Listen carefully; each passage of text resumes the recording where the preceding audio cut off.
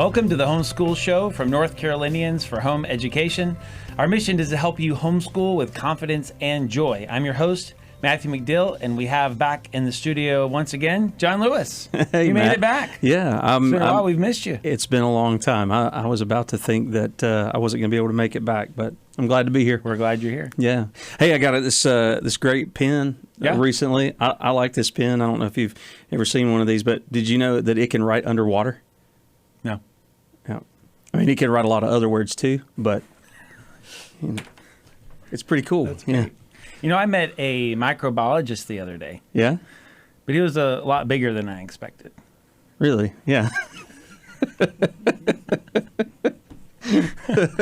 That was good. You're gonna tell us. The first French fries, they weren't cooked in France.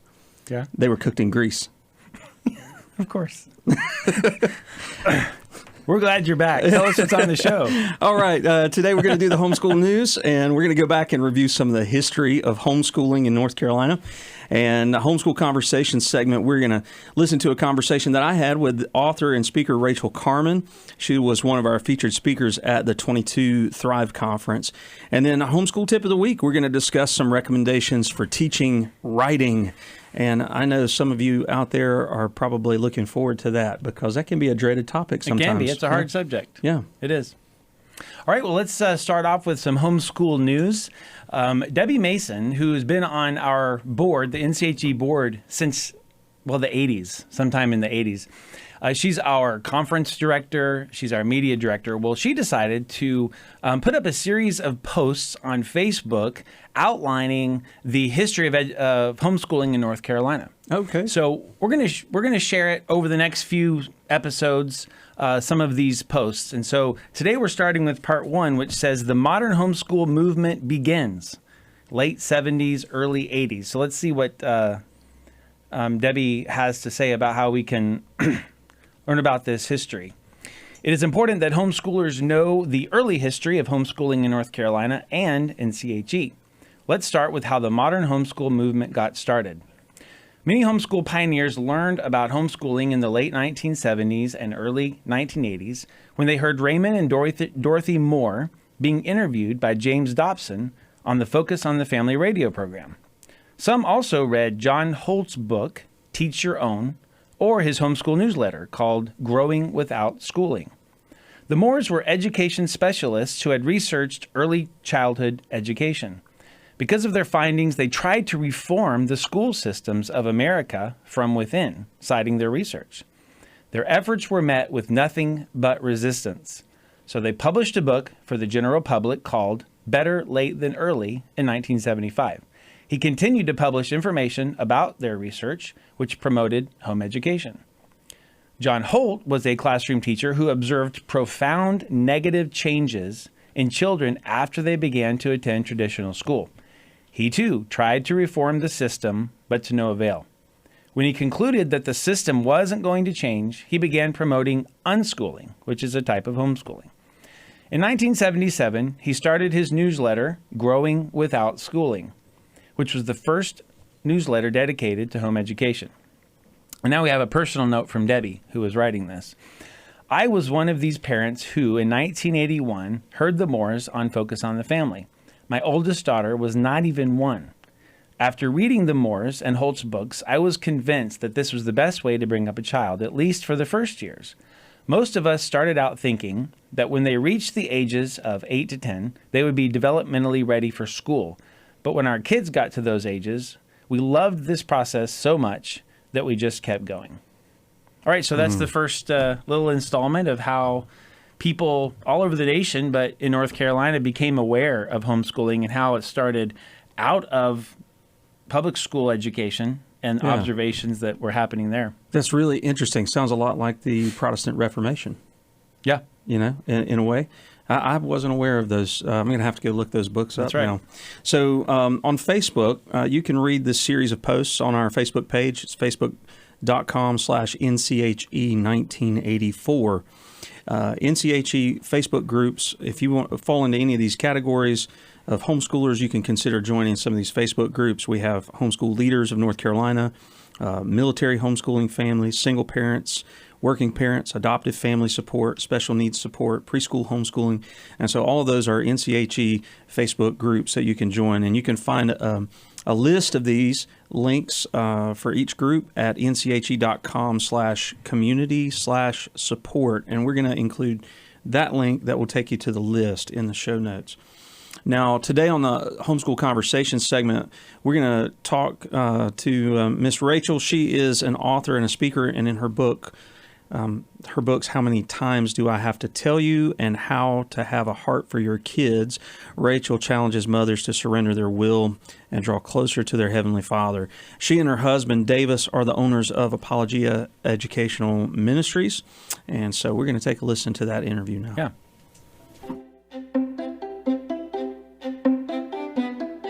Well, today I am sitting at the Thrive Homeschool Conference in Winston-Salem, North Carolina, and we are with Rachel Carmen. Rachel and her husband Davis are the people behind the Apologia Science Curriculum. And so, how long have you guys been doing Apologia? 14 years. 14 years. Yeah, it's been a great ride. God has been very faithful. We've Awesome. added other topics, other subjects. We've got Bible and worldview and math now. So, Oh, that's great. Yeah. And how many years have you guys been coming to the North Carolina Homeschool Conference? So off and on for 26 years. So this is kind of Okay. a homeschool, a homecoming for me, because it was 26 years ago this weekend that somebody else paid for us to come and watched our kids. So this Okay. family at our church had watched us do homeschooling for just the first year, right? Because I did not want to do this. You people were weird. And so she had pity on me, and she was watching me, and I was literally going to put him back in school. I mean, I was not going to do this again.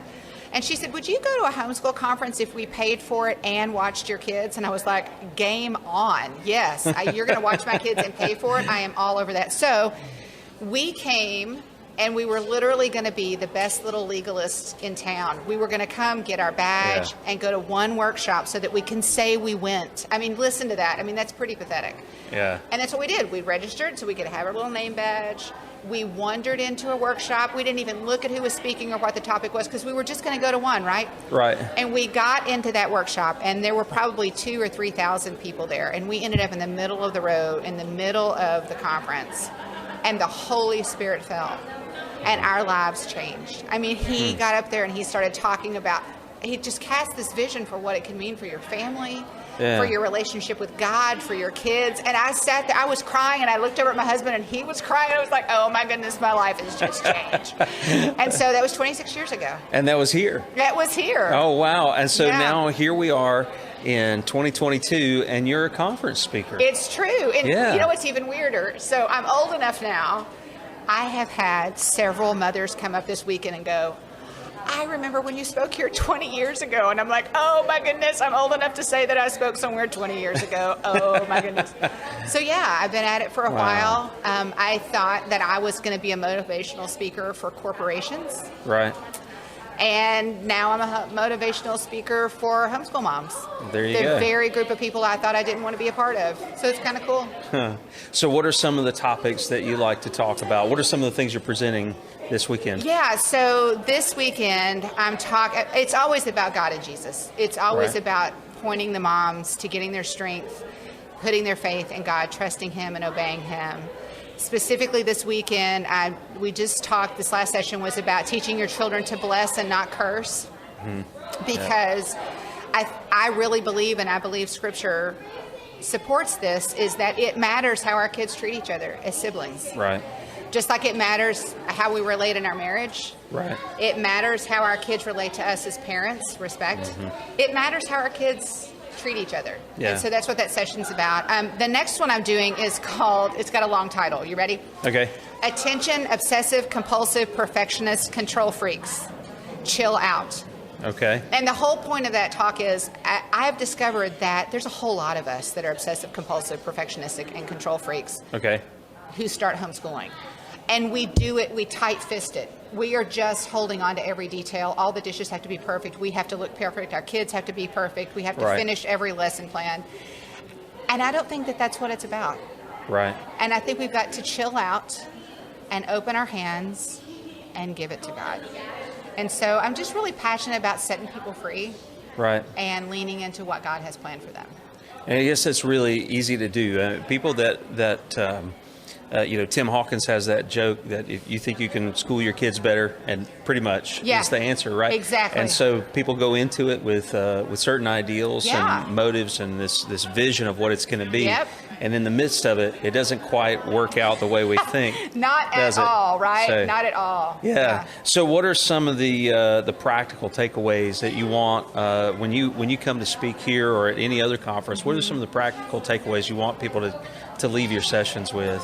Yeah, I want them to leave with a sense of they really can, because God is going to do it through them. Right.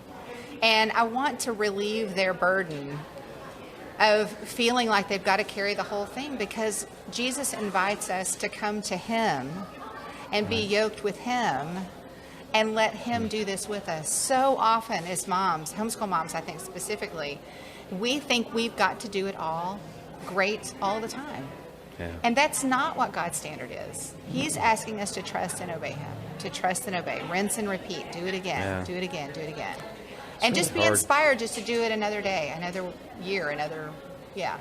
Yeah, that's really hard sometimes too. It is. And- It's very hard. So I'm thinking, what was your most encouraging moment as a homeschool mom at one of these conferences?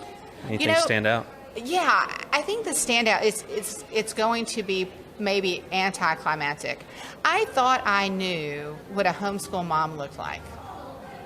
And the first few times that I came, I looked around the room and I was like, okay, so these people don't look as weird as I thought they were going to look. These are just normal moms, right? They're Right. moms like me. Yeah. And coming to a conference like this and looking around and realizing that I really wasn't alone. And I remember thinking to myself, on my hardest day, all of these other women in the room are doing this too. I'm not Yeah. alone. And we need each other.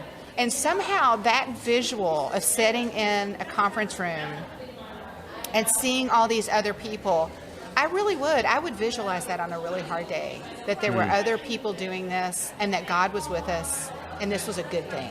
Yeah. So it's kind of maybe bigger and not as specific as you were hoping for, but that was No, I think huge that's for great. me. Yeah. There's probably a lot of people that need to hear that, on Yeah. a regular basis. Yeah, we're not It's alone. real easy to get discouraged. Yeah. So, especially the more kids. How many kids do you guys have? We have 7. You have 7. We Wow. do. But yeah. that's another result of coming to these conferences, which may terrify some. But I didn't have a vision. I didn't know anybody who had more than 3 kids. Mm-hmm. Yeah. And the first time we came, we had 3 kids. We Yeah. had above the standard at the time. We didn't know Yeah. anybody, and it was so inspiring to start looking even at children in a different way. And Yeah. that's the thing. I think that's the thing I would say. Is people think that this is just a homeschool conference, that you're going to come and we're just going to talk about reading, writing, arithmetic. We're going to talk about phonics and math, and it is so much more than that. I mean, I remember coming and there would be sessions just on marriage, or there'd be sessions just on parenting, or sessions on, as a mom, how do you get your quiet time? I have a session entitled Quiet Time in a Loud House. How do you do that? Yeah. How do you do that? And I would walk away just so inspired and encouraged, and not academically, right? Just Yeah. spiritually, and in my marriage and in my parenting. And that's what kept us coming back. And this whole idea of looking at children different from how the culture looked at children. I mean, the culture says they're just a bother, they're just an expense. And coming here and seeing moms and dads investing in their kids and loving their kids and learning about all these different parenting strategies, and that God's word says they're a blessing. I mean, it was a game changer for us. One last question before we leave, and that is this. If there was anything else that you would want to say to somebody out there listening, I don't know, the people listening to you right now could be seasoned homeschool parents, they could be newbies, they could be people who were in your shoes who are thinking, I'm never going to do that, I know, I or get it. I could never do that. Maybe they don't have the confidence. What would be the best piece of advice you'd like to leave people with? What's striking to me when we read the Bible, we read of these stories, these moments in the biblical narrative, and you go, man, I would love to have had a ticket to see the parting of the Red Sea. Yeah. Or I would have loved to have had a ticket to have seen the manna. Or let's fast forward to the New Testament, Jesus feeding the 5,000, or walking on the water, or the resurrection morning, right? You think all these different things, man, I would have loved to have been there. Let me Right. tell you how to get a ticket to that. Homeschool. Okay, so I can't Right. guarantee Jesus actually walking on the water, but I'm talking miraculous things happening. Getting to a front row seat to God's provision, God's faithfulness, God's miracle working. I have seen God do things in our family that I cannot account for, except for the mighty hand of God. And God was just saying to me, "Do you see this? Did you see? Don't miss that. Don't miss that." And over and over and over, I have seen him just do amazing things. And he's become real to me. He's not just black and white on the page. He's not just Sunday morning. He's 24/7, 365, and he's real to my kids. And I cannot imagine something more valuable than that. That's good. And I think that's what motivates a lot of us to get started to begin with, to make sure that we are able to pass that on Exactly. to our children. Yeah. Thank you for your time. Thanks for Miss having me, Carmen. John. I really appreciate it. We're very happy to have you here at the Thrive Conference. Glad to be here. Yeah, thanks. That was a very encouraging interview. Appreciate you doing that. Yeah, it was fun, and it was really nice to hear her comments and her journey. Right. You know? Yeah. And you can find out more about Rachel's ministry at rachelcarmen.com, and you spell Rachel, Rachael, Carmen.com. And you can also find and purchase those workshops she was talking about.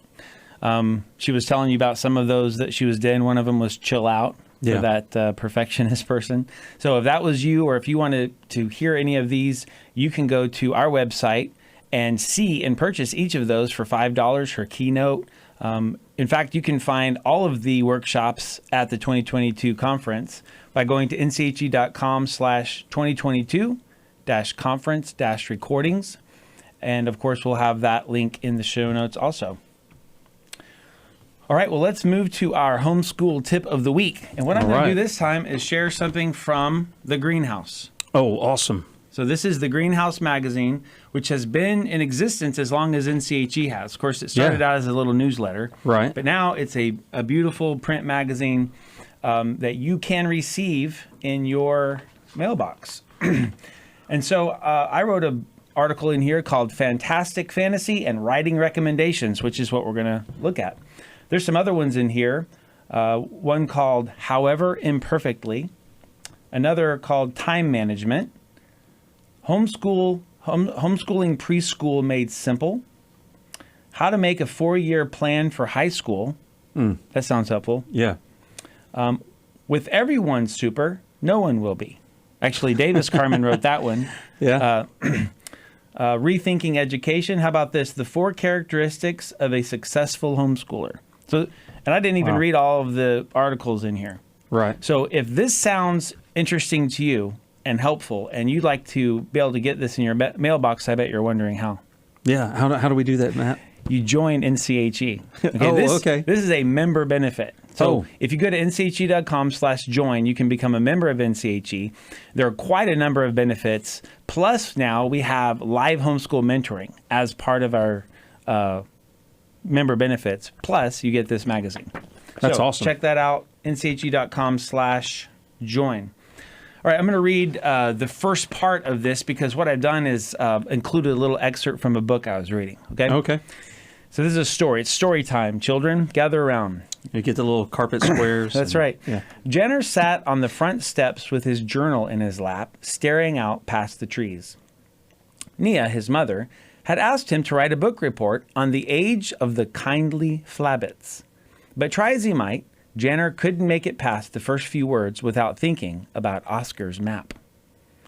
Jenner, are you almost finished? Nia's voice startled him. She stood behind him, frowning at the mostly blank page on his lap. Jenner's cheeks reddened. He'd been sitting there for most of the morning and had nothing to show for it. I just have too much crammed in my head to write about flabbits and the jungles of plants, he stammered. He stared at the ground, wondering why he suddenly felt the need to cry. He waited for a rebuke of some kind, but instead felt his mother squeeze his shoulder. Then write about that. It'll do you some good, she said, turning to go, and I promise not to read it.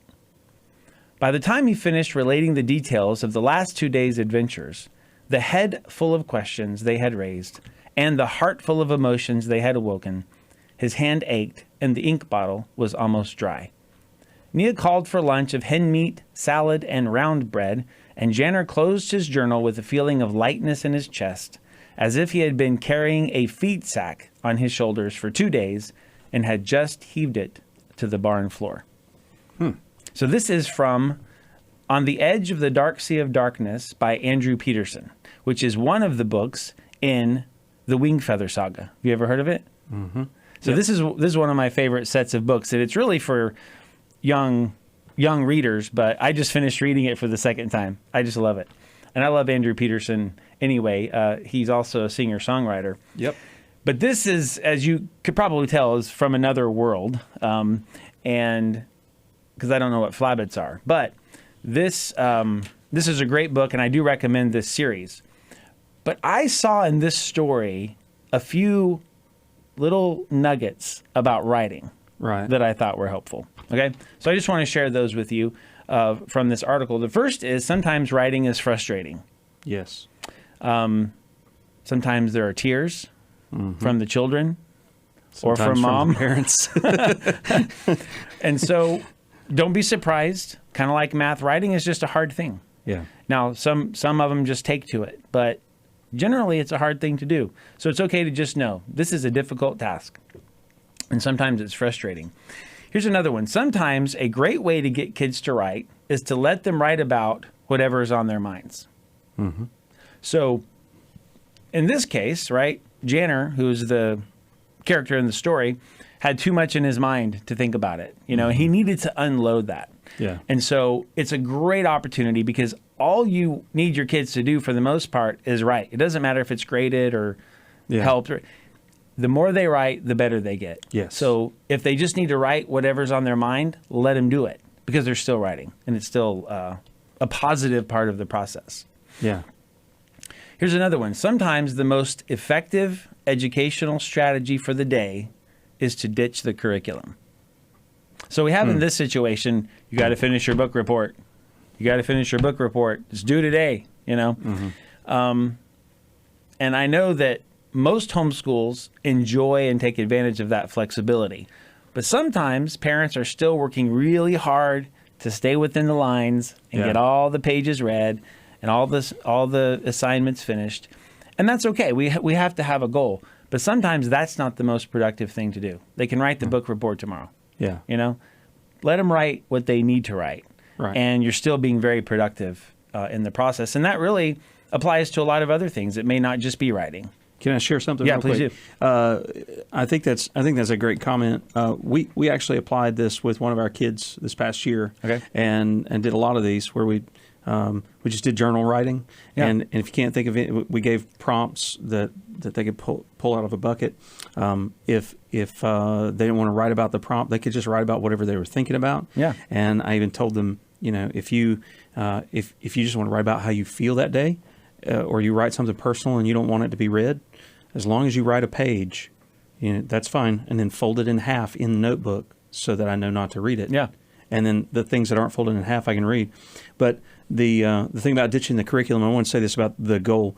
It's important to remember the goal is the character and the education of your kid, not to complete the curriculum. That's right. The curriculum is your plan for getting to your goal. The plan can change. That's right. Just like your GPS. If you take a wrong turn, it'll recalculate. Right. Sometimes you got to recalculate your plan, but the goal is not the curriculum. The goal is the kid. So. And I want to hear more about what you've done because it fits perfectly into my last 2 points here. Oh, go ahead. Okay. When you have a lot on your mind, writing will do you some good. Okay. And the last one is journaling is a wonderful practice and habit for your children to form. So number one is understanding that writing isn't just you have to learn how to write well so you can accomplish something. Writing is healthy. Yes. Writing is important for us to be able to do. And so let your kids know that writing is a way of processing, a way of releasing, a way of dumping your burdens on the Lord. How many of our journals are just big prayers, you know, where we're just writing to the Lord? So how, like you said, how do you feel? Just tell how you feel. Yeah. But helping them get this journaling process and habit going. I love the bucket idea. Yeah. There are other books, little books with journaling prompts. Those are just fantastic. Did that work out pretty well? Kids enjoyed that? It did. It was very helpful. And I think that I've even found for me, because I tend to think out loud. And so sometimes I need to spiral down to figure out what the point is. Even when I'm writing a sermon or something, I have to sometimes just start composing at the keyboard and kind of get things out and then go, okay, where am I going with this? What is it that's really on my mind? So right. I think it can be very helpful, especially if there's tears involved. Right? If redirect if that. the kids or the parents are at the point of frustration that there's crying involved, sometimes they may just need to get that out and figure out what's really underneath that. Well, we hope these pointers have been helpful to you. Bring it home for us here, John. Oh, yeah. So we're glad that you joined us today for the Homeschool Show. And if you have some feedback for us, we'd love to see that. You can send questions and feedback to the homeschoolshow@nche.com. And we want you to help other people find the show by subscribing, rating, leaving reviews, and all that sort of thing. You can check us out on the podcast or on YouTube, nche.com/the Homeschool Show. And until next week. Continue to homeschool with confidence and joy. There you go. You remembered it. That's right. Thank you.